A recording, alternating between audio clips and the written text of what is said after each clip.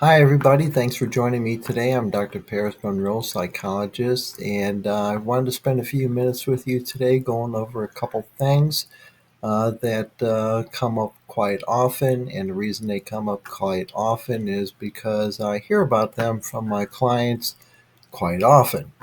And many of my clients do not believe. I'm sure that you know of many people in your circles that do not believe. They just are not going to believe. And they didn't believe God and they didn't believe Jesus, and they're not going to believe me. They're not going to believe you. I'm sorry about that. Um, Heaven is for everybody, but not everybody's going to make it. That's why we're here on this earth. Again, as I said plenty of times before, that's why we're here on this earth is to find out who's going to make the cut and go to heaven and who's going to get cut and not make it to heaven. But one thing is for sure, we're not going to stay here on earth forever. And as I say many times, thank God we get to die. Otherwise, we'd have to stay here on earth forever. This earth is an okay place temporarily. I would not want to stay here forever. That would be horrible, horrible, horrible. So I'm glad that we get to die. And hopefully, if we did things right, we get to go to heaven, which you can spend all of eternity in heaven and still be thrilled beyond belief. Beyond belief. So I would much prefer that by far. And it's a real shame that so many people do not believe. No matter, it seems like they definitely have their feet in the ground, what's the feet dug in, and they are just not going to budge no matter how much you try to convince them. It seems like they're going to be non believers for certain, in spite of it all. Um, and so you got to pick up on that after a little bit and just leave that one alone. They may be okay people, um, even though they're not believers, but there's no amount of convincing that you can ever do to get them to believe otherwise. So you might as well just let that be. However, as I say too, and I'm sure as you know too, that someone does not go along with you on something big, and what's bigger than God, right? And believing and going to heaven and purpose of this life. If they don't go along with you on that, how good a friend can they really be to you? I don't think that good a friend. How if you can't share that, if you're not both on the same page with that, how can you even really be friends? I mean, what can you talk about? Everything that there is to talk about on this earth, earthly matters, is small and trivial. The only thing that's big that you can talk about for endlessly is God and heaven and belief and doing good and pleasing God and showing your thanks and appreciation and pleasing God and making Him proud. And what a great day it's going to be when we finally graduate and enter into heaven. I mean, okay, talking about sports and baseball and football and basketball and hockey and all of the sports and stuff. Yeah, okay, that's kind of interesting for a little bit.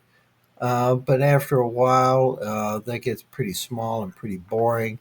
Boating, which you did on the weekend, you went for a boat ride. You took the old boat out and you sailed up and down the river or the coastline or the lake or whatever. That's a lot of fun, and you had some people with you, and that was kind of fun too. But it's pretty small, isn't it? And then taking a airplane trip to go visit someone somewhere, it's okay, but it's pretty small, isn't it? What compares to God in heaven? Nothing, nothing. So, therefore, the real Christians out there do believe, and they like believing because it gives them something big to talk about. God and heaven and Jesus and doing good and showing thanks and appreciation and pleasing God and making Him proud. What the heck is bigger than that? Nothing is bigger than that. So for you non-believers, if you don't believe, excuse me, and you have a great Christian friend, a friend who is a great Christian, you're going to have to let them talk about it because nothing is bigger to them than that. Anything about motorcycles and cars and baseball games and traveling is tiny, tiny compared to them. They're not excited about it at all. Whatever joy and excitement you get from your new motorcycle, your new sports car, it's 900 horsepower, 1,000 horsepower, more. I don't know what they're making these days. It's crazy. You can talk about that and this and that and some sort of play on in baseball, football, basketball that's just outrageous. Okay, okay. But it goes away. You can't keep talking about it. You can't keep talking about it. It gets old and boring. It's so small in comparison. With God, you cannot stop talking about it. As, for instance, what I'm doing. God is great. He's done so many wonderful things, and He's created this whole planet for us to live on where we can train and practice and get better and better at showing God our thanks and appreciation, pleasing Him, and making Him proud. And we know that God is watching us in everything that we do, and we want to put on a great show. As I say all the time, we're on the stage performing and he's in the audience and we want to put on a great show that he will stand up, pump his fist and give us a standing ovation. Wouldn't that be great? Isn't that what we want? Is there anything more fulfilling than that? I don't think so. So for all you people that just don't believe, you're missing a big part of life. You're getting all wrapped up in your motorcycles and football games and parties and traveling and baseball games and stuff is so trivial, so small, so it's childish. To tell you the truth, it's childish. Didn't we grow out of that stuff yet? My goodness, I would certainly hope so, think so. But whatever, whatever. And the other thing I suppose I wanted to talk to you about is PTSD. I'm a psychologist. I see so many PTSD people all the time, and they're all distraught, depressed, anxious, worried, fearful, scared because of their PTSD event. They saw someone get killed. They almost got killed. All sorts of bombs, bullets, and bodies, as I always say, military combat, but not necessarily combat, but something happened in the military, planes crashing on deck, people getting burned up, falling overboard, sharks. Ugh. Some really gross stuff can go on in the military, whether it's combat or even peacetime. So there's many soldiers, naval personnel, Marines, Air Force guys that were never in combat. Did some of them still get PTSD from some event? Oh yeah, oh yeah. But the thing that gets me about PTSD is why is it still bothering them so many years later? I still see Vietnam guys. This is 2023, and I'm still seeing Vietnam guys that were over there in Vietnam in 68, 69, 70, PTSD all these years. My goodness, and they still haven't got over it yet. It's still the biggest thing in their mind. They still want to talk about Vietnam and all the things that went on there, the the firefights that they were involved in, the ambushes, the booby traps, the bombs, um, all the combat related stuff out there in the jungle, shooting at the enemy shooting back.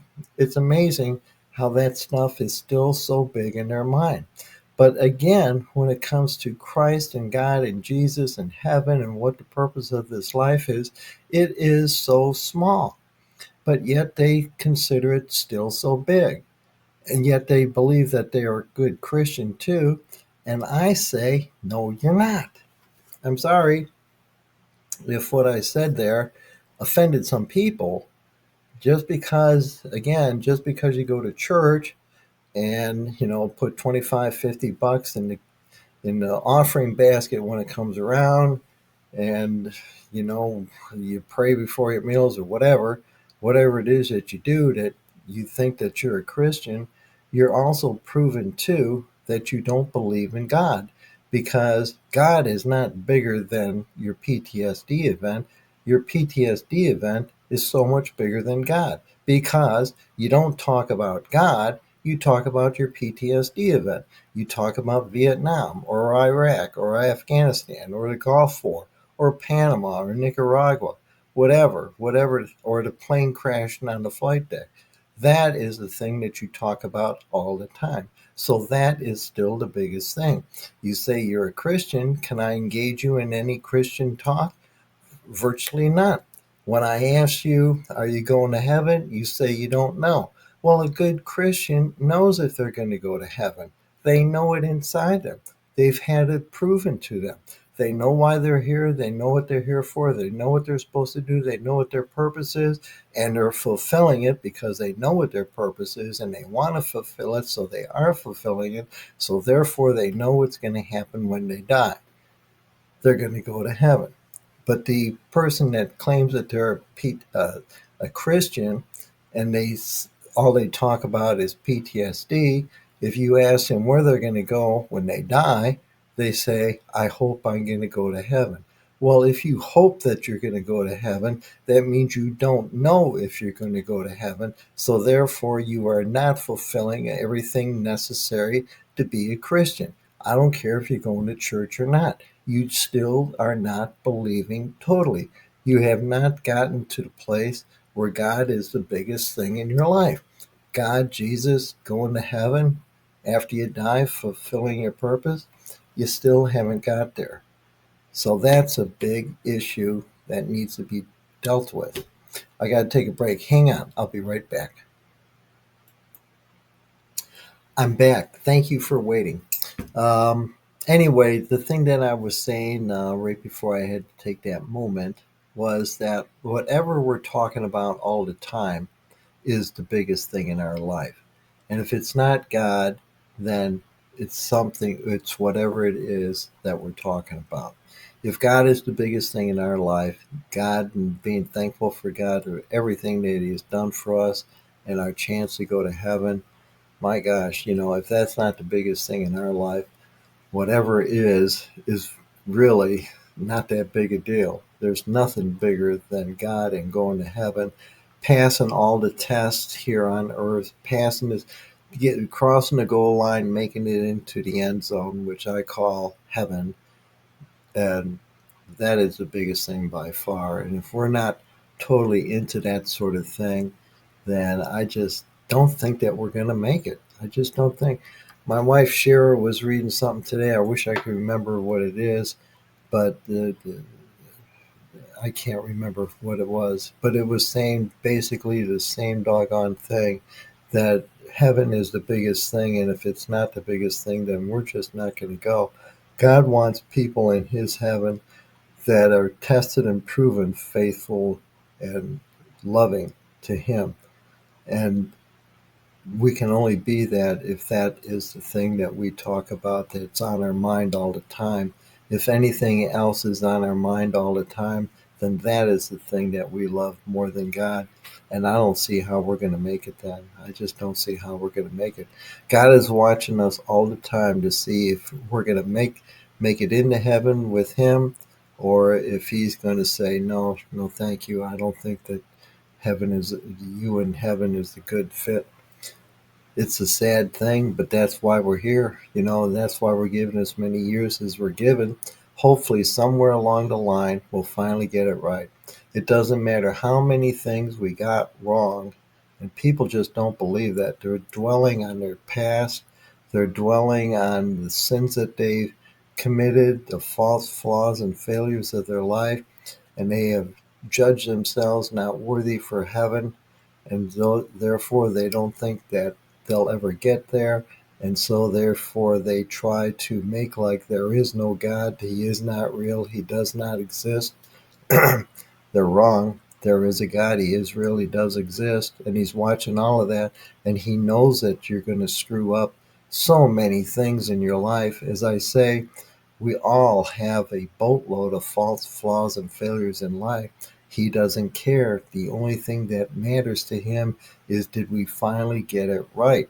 And that's why we're given as many years as we're given, 50, 60, 70, 80 years or more. Hopefully somewhere along the line we finally get it right.